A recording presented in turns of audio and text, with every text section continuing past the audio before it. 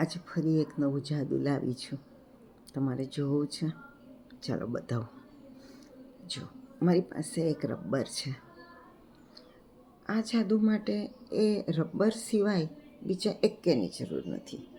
આપણે આ રબરથી જાદુ કરવાના છીએ. જો મારો આ હાથ એ ખાલી છે, આ હાથ પણ ખાલી છે. માત્ર એક રબર છે.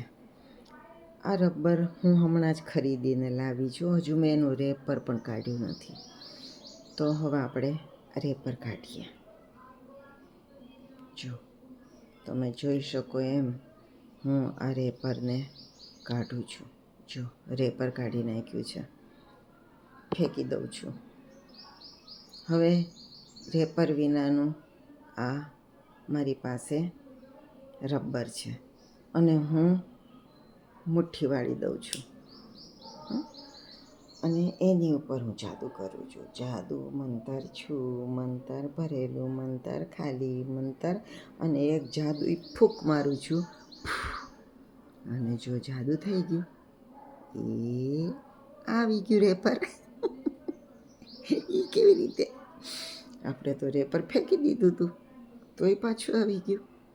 બોલો કેવું જાદુ છે? તમારે શીખવું છે આ જાદુ? તો ચાલો શીખવું.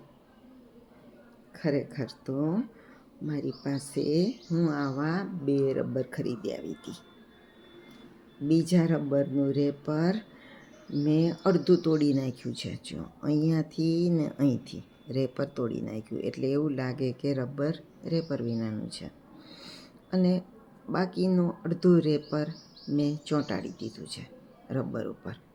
આ ભાગ અને આ ભાગ, આ 2 ભાગ મેં ચોંટાડી દીધા છે.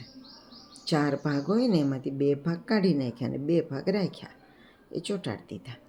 અને એની ઉપર આ જે બીજું રબર છે એનું રેપર એ મેં આને પહેરાવી દીધું.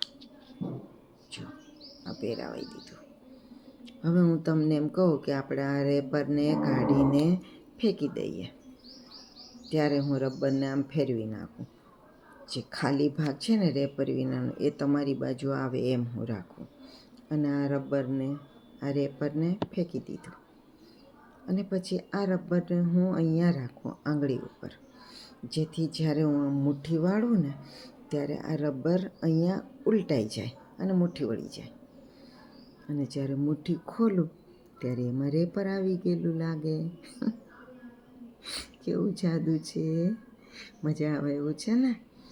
તમે પણ તમારા બાળકોને આ જાદુ કરીને મજા કરાવજો. નવા જાદુ સાથે આપણે ફરી મળશું. આવજો.